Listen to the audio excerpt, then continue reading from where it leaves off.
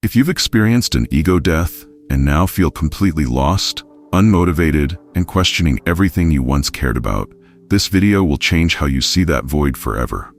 What most people think is depression is actually your soul recalibrating. Stay until the end, because I'm going to give you a 3-phase framework that will transform your emptiness into your greatest creative fuel. I'm James, and if you've stumbled onto this video, chances are you've been through something that completely shattered your old identity. Maybe it was a spiritual awakening, a major life crisis, a breakup, or even a psychedelic experience. Whatever cracked you open, you felt it. That moment when everything you thought you knew about yourself just collapsed. And now you're in what I call the great pause, where your old motivations feel fake, your goals seem meaningless, and you're questioning whether anything even matters anymore. Let's start with the truth nobody talks about. Ego death creates a void, and that void is sacred. You see, what most people call being lost is actually your psyche doing some of the most important work of your life. Carl Jung called this the death of the persona, when the mask you've worn for society finally falls away. But here's what's revolutionary about Jung's approach. He didn't see this collapse as pathology. He saw it as birth. You're not broken. You're not behind. You're literally being reborn at a soul level. Think about it. When a caterpillar enters the chrysalis, it doesn't just grow wings. Its entire body structure dissolves into what scientists call imaginal soup. It becomes literally nothing before it becomes a butterfly. That's you right now. You're in the soup phase. But here's the key insight most people miss. The collapse is a beginning, not an end. Jung believed this wasn't random destruction. It was your unconscious mind clearing space for something far more authentic than your old identity ever was. The science behind the void. Recent neuroscience research shows that during major identity shifts, our brain's default mode network, the part responsible for our sense of self, literally rewires itself. The disorientation you feel isn't weakness, it's neuroplasticity in action. Phase 2, the energy alchemy method. Now here's where most people get stuck, and it's the same mistake I made for months. They resist the resistance. You feel tired, so you shame yourself for being lazy. You feel sad, so you try to think positive. You feel unmotivated, so you force yourself into productivity mode. But what Jung discovered, and what modern trauma therapy confirms, is that resistance to emotions drains more energy than the emotions themselves. Every time you fight what you're feeling, you're literally splitting your energy in half. Part of you feels the emotion, and part of you fights the part that's feeling it. It's like trying to drive with the brakes on. Here's the energy alchemy method I developed. Step 1, full surrender protocol. Instead of fighting the negative state, you give it complete permission to exist. When you feel lazy, you say, I'm feeling lazy right now, and that's completely okay. I'm going to feel this fully without trying to escape it. What happens next is fascinating. Your nervous system relaxes. The internal war ends, and often within minutes or hours, organic motivation starts to emerge. Step 2, the shadow mining technique. Jung taught us that emotions are messengers, not enemies. Your sadness isn't weakness. It's your soul processing grief or calling for deeper connection. Your anger isn't destructive. It's often your authentic truth trying to protect your boundaries. I want you to try this. Next time you feel off, instead of fixing it, ask it, what are you trying to tell me? Then listen. Actually listen. Step 3, paradox play. Here's something I discovered that completely changed my relationship with difficult emotions. Your shadow holds creative power. Try this exercise. What if your laziness was your muse? What if you wrote a poem called The Productive Power of Doing Nothing? What if your sadness became the source of your most beautiful art? Your mind loves contradiction. It loves when something doesn't fit the normal narrative. And from that tension, new meaning is born. If this is resonating with you, and you want more content about turning your inner struggles into creative fuel, hit that subscribe button right now and drop a comment below telling me, what emotion have you been fighting that might actually be trying to guide you? Your story could help someone else watching this.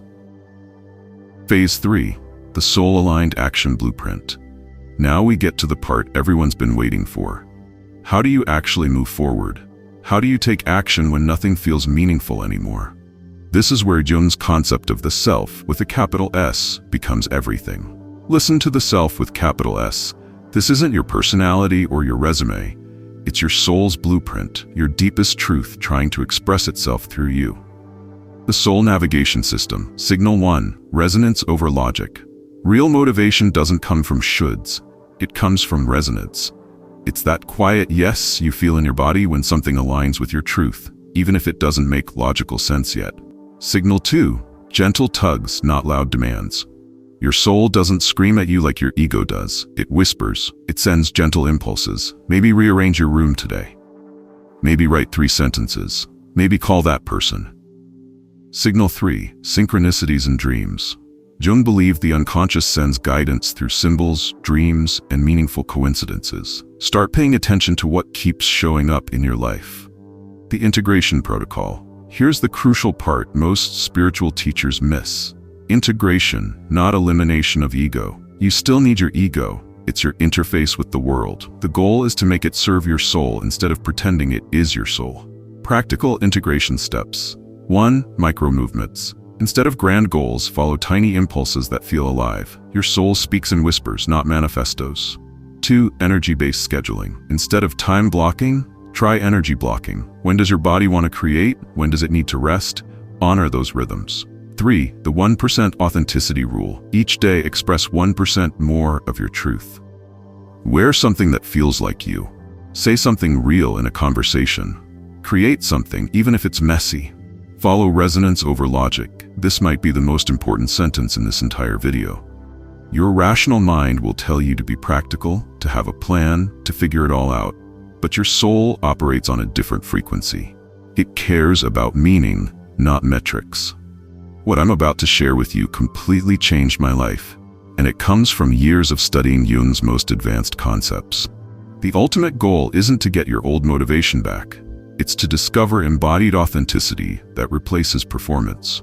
You stop chasing external validation and start expressing your true self through aligned action. The 3 levels of motivation. Level 1, fear-based, what most people operate from. I need to do this or something bad will happen. This is survival mode, ego-driven, exhausting. Level 2, desire-based, where most self-help stops. I want this because it will make me happy. Better than fear, but still dependent on outcomes. Level 3, soul-based. This is where the magic happens. I'm expressing this because it's true to who I am. This is sustainable, creative, and deeply fulfilling. When you operate from level 3, you don't need motivation. You are motivation. You become a channel for life force itself. The warning nobody gives you.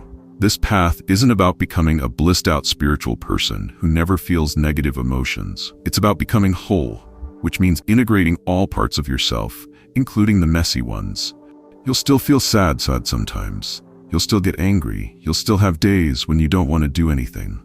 The difference is, you'll know these aren't obstacles to your growth. They're part of it.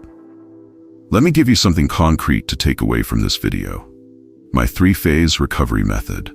Phase 1, sacred pause, weeks 1 to 4. Stop forcing motivation. Practice the full surrender protocol daily. Journal on, what is my resistance trying to tell me? Allow yourself to feel without fixing. Phase 2, shadow mining, weeks 5 to 8. Use difficult emotions as creative fuel. Practice the paradox play technique. Start following gentle impulses no matter how small. Pay attention to dreams and synchronicities. Phase 3, soul alignment, weeks 9+. Begin taking action from resonance, not logic. Create energy-based routines instead of time-based ones. Express 1% more authenticity each day. Trust the process, even when it doesn't make sense. Remember, this isn't linear. You'll cycle through these phases, and that's perfectly normal. If you've made it this far, you already feel it. That quiet shift happening inside you. It's not loud, it's not flashy, but it's real. And that's enough. Your ego death wasn't a breakdown. It was a breakthrough. Your void isn't empty. It's pregnant with possibility.